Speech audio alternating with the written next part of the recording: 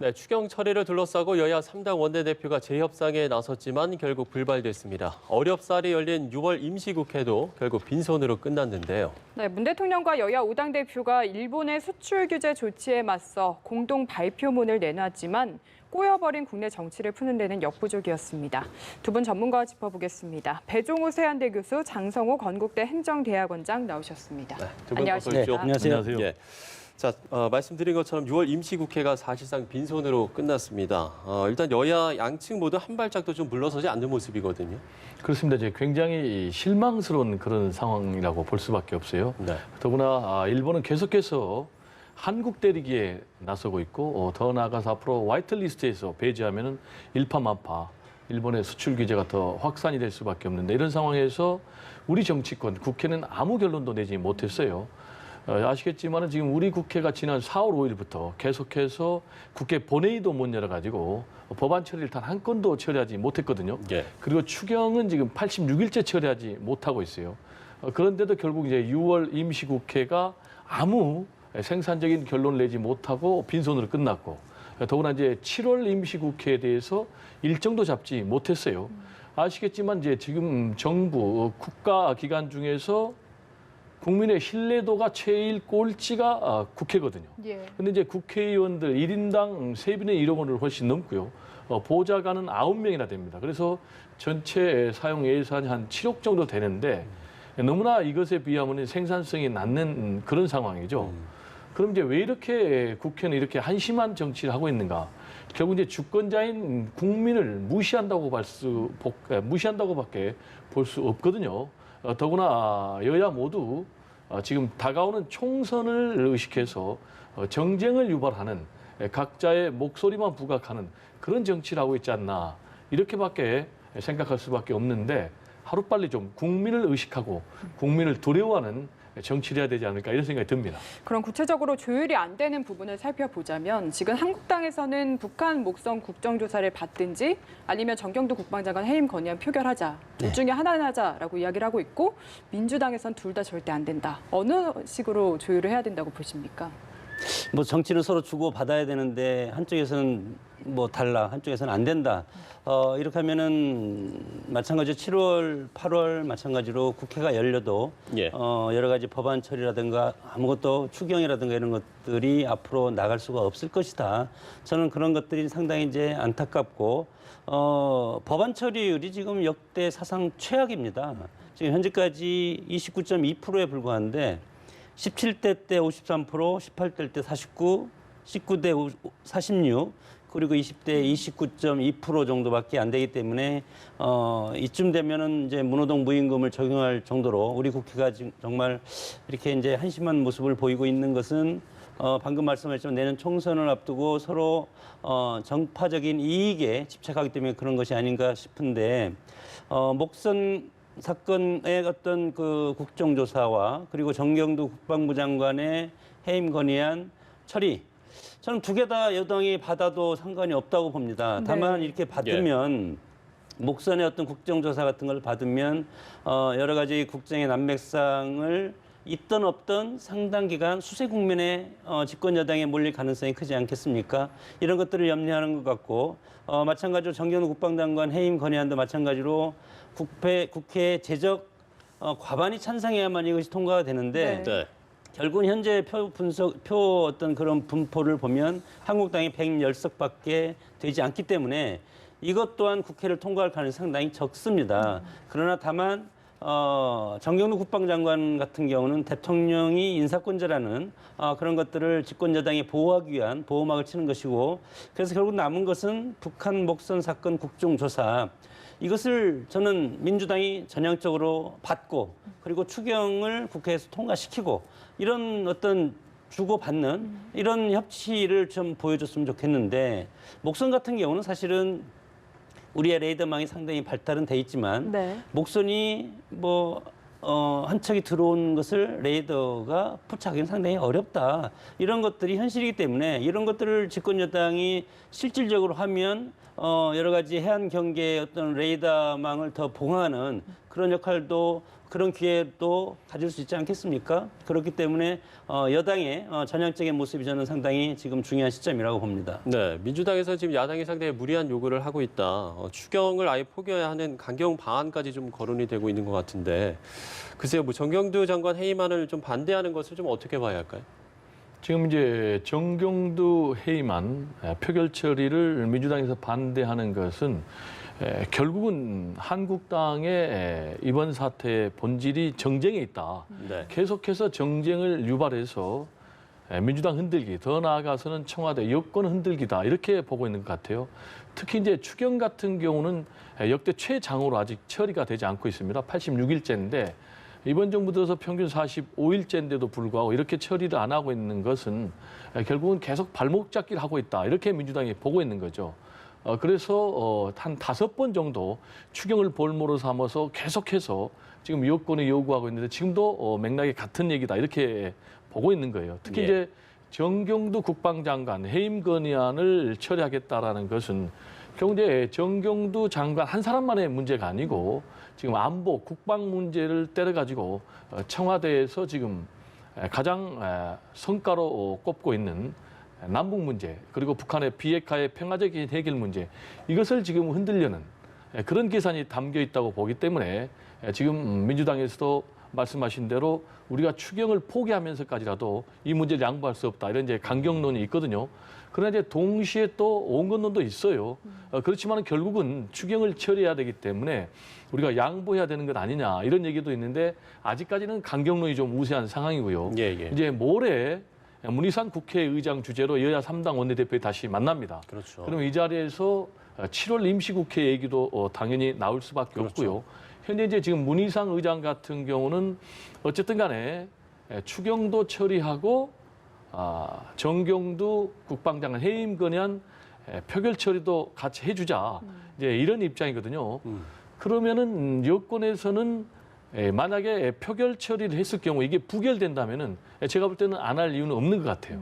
그래서 계속해서 막판까지 고민을 하고 만약에 표결 처리를 해도 부결될 수 있다라는 확실한 자신감만 들면은 예, 예. 추경도 처리하고 정경두 국방장관 해임안 표결 처리도 받지 않을까 이런 좀 생각이 듭니다. 국정조사보다는 해임 건의안을 선택할 가능성이 높다고 보시는 건가요? 제가 볼 때는 그렇게 봅니다. 왜냐하면 이제 국정조사를 하게 되면은 아까 말씀드린 대로 내년 총선을 겨냥해서 계속해서 한국당에서 안보 흔들기에 나설 거다 이렇게 보고 네. 있기 때문에 네. 그럼 방금 말씀드린 대로 정경두 국방장관 해임 건의안 표결 처리 같은 경우는 부결되면 그대로 끝나버린 문제이기 때문에 저는 오히려 국정조사를 받기보다는 정경두 국방장관 해임 건의안 표결 처리 받을 가능성이 높다.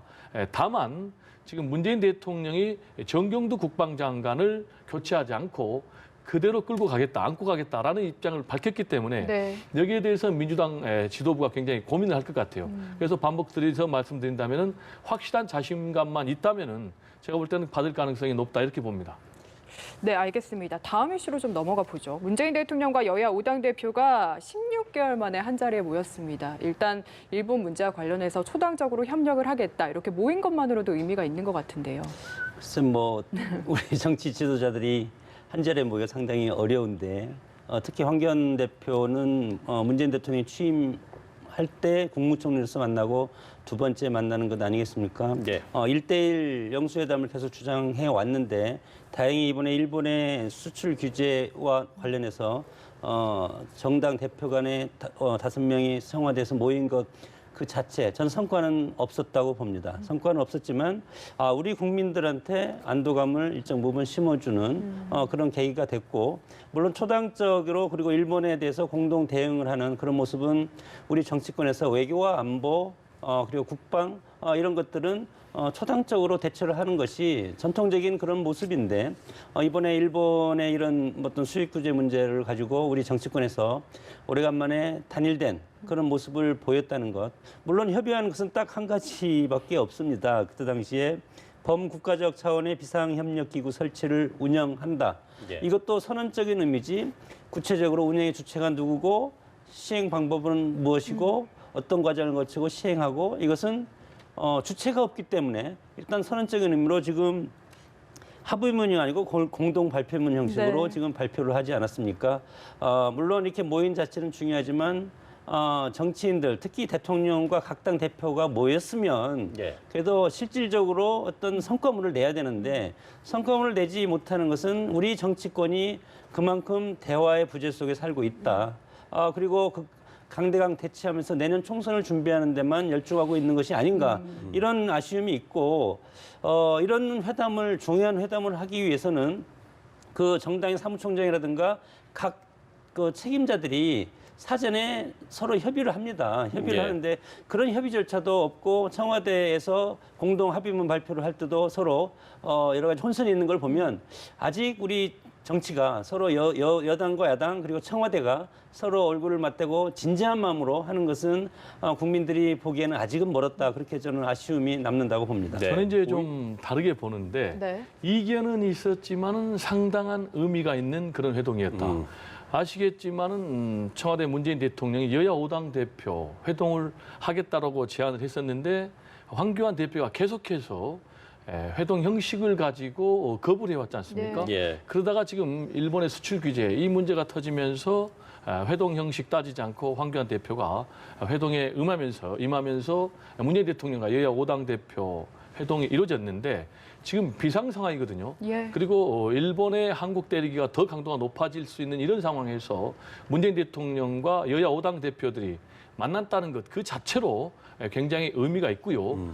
두 번째로는 어쨌든 이 자리에서 일본의 이런 수출 규제에 대해서 초당적으로 대처를 약속했다라는 것이 이제 굉장히 의미가 있습니다. 예, 예. 그리고 이번에 일본의 수출 규제에 대해서 이거는 분명한 경제 보복이다라고 성격을 규정하고 여야 5당 원내대표와 우리 문재인 대통령이 국가 지도자들이 그러니까 이거는 분명히 일본의 경제 보복이라고 규정을 내린 것이죠.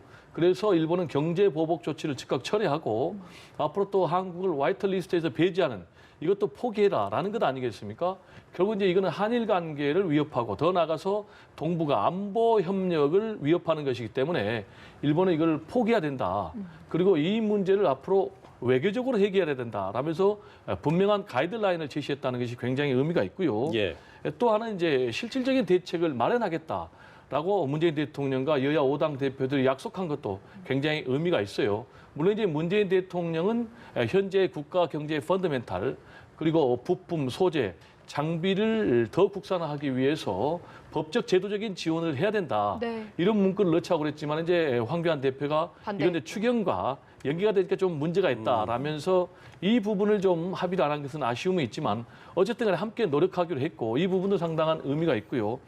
또 어쨌든 마지막으로는 청와대와 여야 5당 원내대표들이 비상협력기구를 설치하기로 했다. 이게 이제 굉장히 중요한 겁니다. 예, 예. 근데 이게 마지막으로 이런 만남이 왜 중요하냐면은 그동안에 일본이 이렇게 한국 대립에 나섰지만은 국내 정치권은 굉장히 이견을 보였어요. 예. 오히려 일본의 입장을 두둔하는 듯한 그런 입장도 있었지만은 아시겠지만은 이번에 이런 사태가 궁극적으로 벌어진 근본 원인은 일본의 과거사에 대한 입장이 아직도 왜곡돼 있고 잘못돼 있기 때문에 그런 것이고 두 네. 번째로는 1963년도, 65년도에 우리가 한일 협정을 맺었는데 이때 일본의 불법성 그리고 배상 책임을 명확하게 하지 않았기 때문에 이런 문제가 벌어진 것인데 어쨌든 간에 이번에 문재인 대통령과 여야 5당 대표들이 만나서 초당적으로 일본의 이런 불법적인 경제 보복에 대해서 대처하기로 했다는 것이 큰 의미가 있다. 이렇게 저는 분석을 합니다. 예. 저도 이제 한 말씀 좀 드리고 싶은 게 예.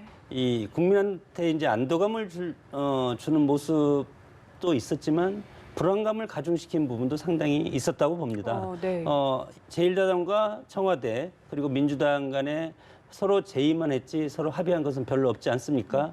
예를 들어서 황교안 대표가 정상 간의 대화를 통해서 해결해라. 외교적인 핵이 중요하고 그리고 특사를 좀 특사를 파견해라. 파견하라. 예. 정동영 대표도 이런 걸로 얘기하지 않았습니까? 그러나 대통령의 인식은 지금 상황에서는 특사 파견할 단계가 아니다. 시기적으로. 예. 시기적으로는 아니다. 이렇게 이제 말씀을 하셨고 그리고 대통령께서는 정작 중요한 것은 추경이기 때문에 추경에 대해서 수차례 황교안 대표의 답변을 들으려고 했고 네. 그리고 저녁 만찬까지 하면서 이거에 대해서 결론을 내려고 했는데 아직 야당에서는 이거에 대한 어떤 여러 가지 준비가 안 된 것 같고 이렇기 예. 때문에 아직 우리 국민들이 보기에는 자 그만큼 정당의 최고 지도자들이 만나서 대화를 하면 그래도 어느 일정 부분 국민이 안심할 만한 그런 합의문이 당연히 나와야 되는 것인데 서로 탐색전만 하고 끝난 것이 아닌가 이런 이제 불안감이 있기 때문에 차제에 이런 뭐 정당은 대표 회담을 할 때는 충분히 사전 의제를 가지고 조율을 하고 그리고 국민들한테 합의문을 내놓을 수 있는 그런 형식을 앞으로 띄었으면 좋겠습니다. 예, 뭐 만찬 이야기도 해주셨고요. 뭐 이 정동영 민주평화당 대표가 이제 뒷얘기를 했던 부분들도 얘기를 해주셨는데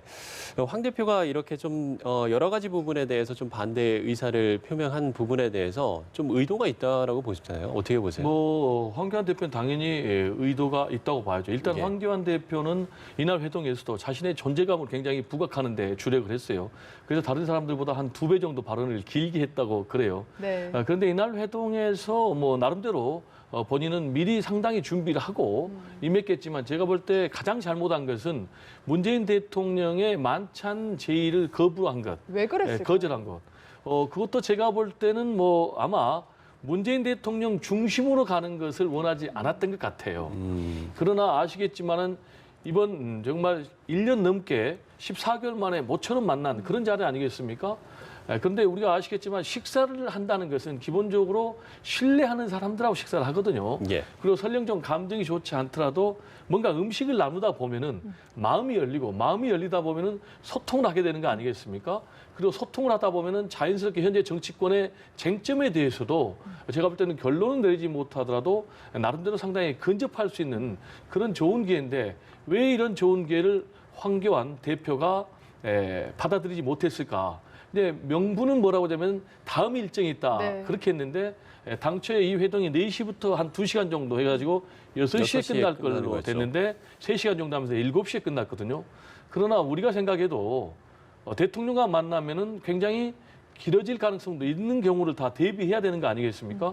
그리고 설령 선약이 있다 하더라도 이거는 상대방에게 양해가 될 수 있는 그런 문제이기 때문에 제가 볼 때는 선약을 이유로 만찬 제의를 거절하기보다는 했어야 되고 오히려 이 자리를 통해서 자신의 어떤 뭐 외교적인 해법, 한일 관계 또는 뭐 국내 정치 문제 또는 경제 문제에 대해서 확실한 방향성을 제시함으로 인해서 주도권을 더 줄 수가 있었는데 이런 부분은 좀 안타깝고 그리고 아까 제가 말씀드린 대로 이제 국내 부품, 소재, 장비 산업 같은 경우도 법적, 제도적인 지원을 해야 되거든요. 네. 네. 이 부분을 동의하지 못한 부분 이것도 상당히 좀 안타깝고 그다음에 이제 군사 정보, 한일 군사 정보 보호 협정 이 문제도 우리가 결국은 지렛대로 쓸 수가 있는 거거든요.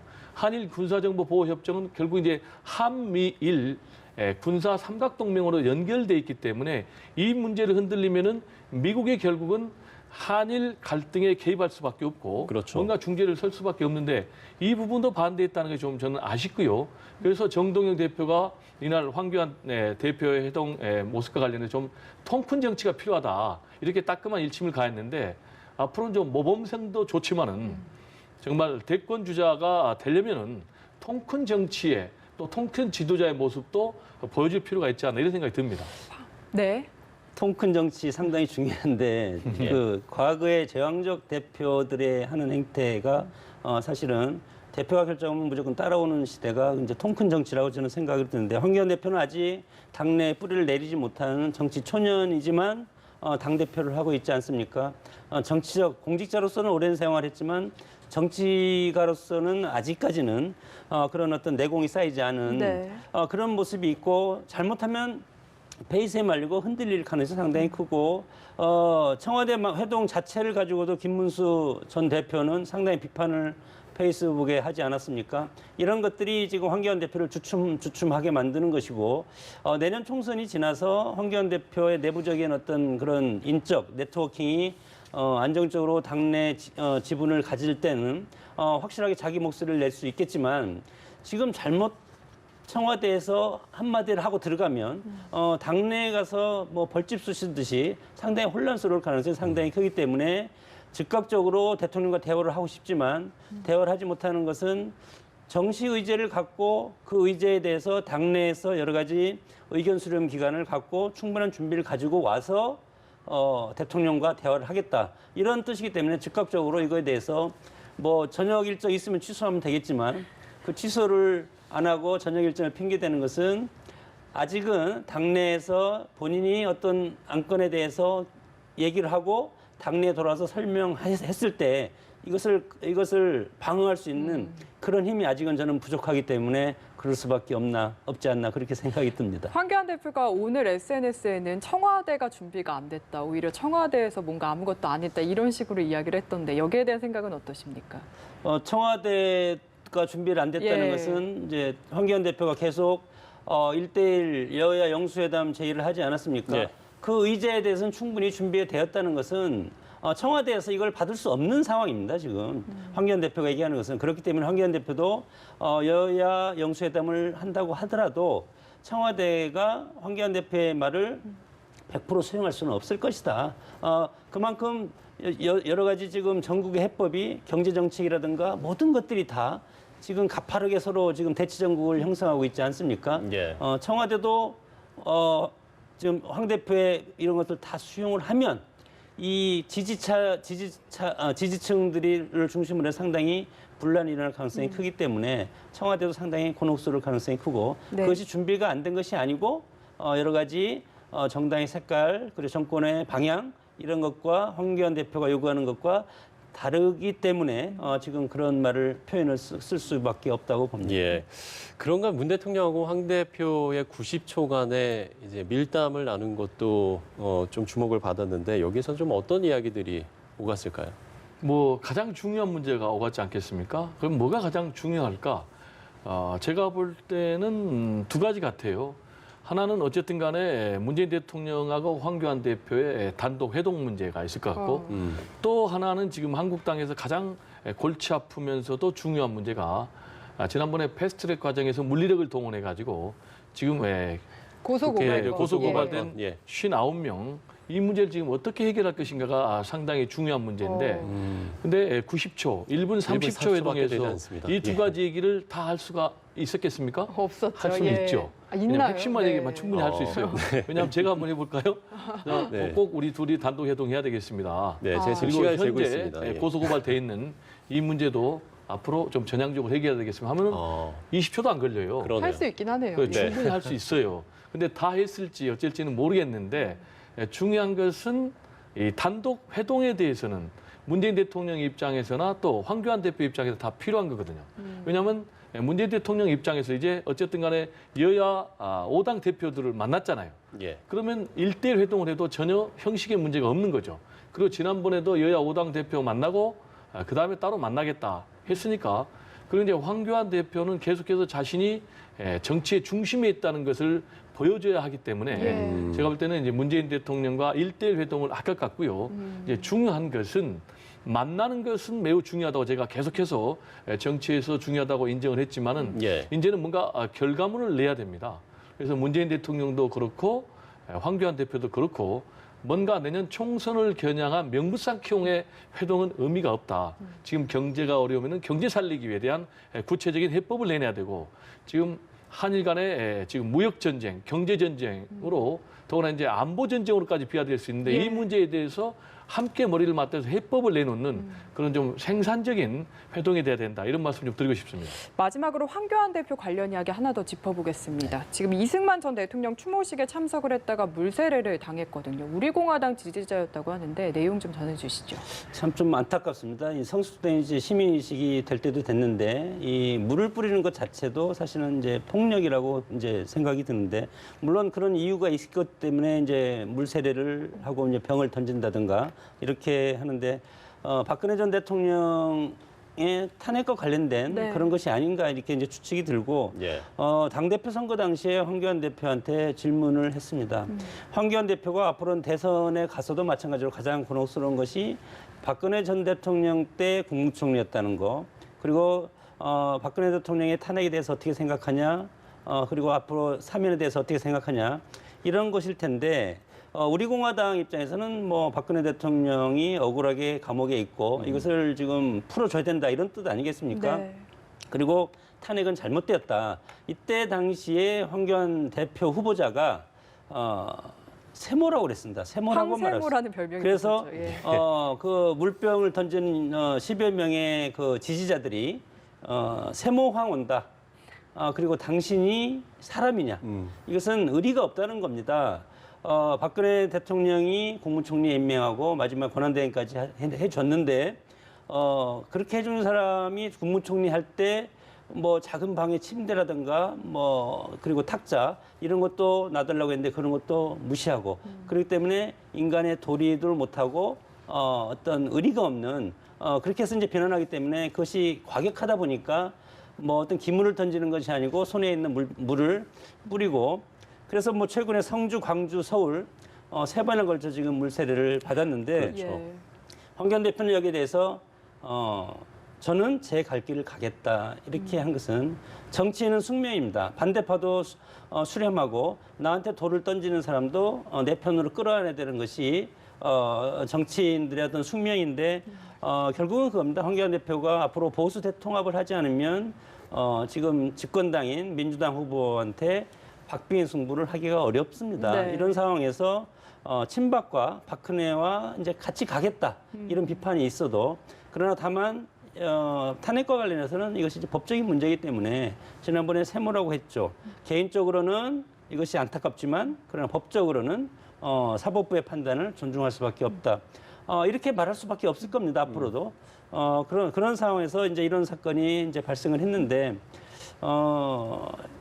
결국은 언어로서 언어의 폭력을 쓰는 것도 사실 폭력인데 우리가 정치 지도자들이 가다 보면 내 뜻과 다를 수도 있고 그리고 내 뜻과 다른 식으로 갈 수밖에 없는 그것은 그때 당시에 지도자가 생각하는 미래의 방향과 같지 않습니까? 이런 것들을 우리가 상당히 포용하고 이해할 수 있는 그런 성숙한 시민 의식도 상당히 중요하다고 네. 봅니다. 이번에 어떻게 보셨는지 짧게 한 말씀만 듣겠습니다.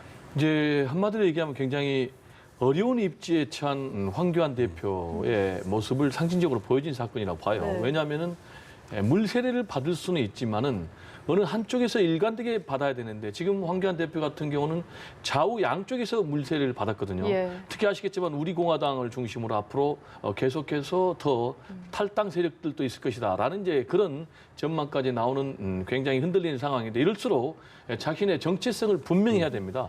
그리고 자신의 정치 철학을 분명히 해야 되는데 앞으로도 계속해서 이런 도전이 내부로부터 특히 더 높아지지 않을까 이런 전망이 듭니다. 예, 알겠습니다. 두 분 말씀 여기서 정리하도록 하겠습니다. 오늘 말씀 고맙습니다. 네, 잘 네, 감사합니다. 들었습니다.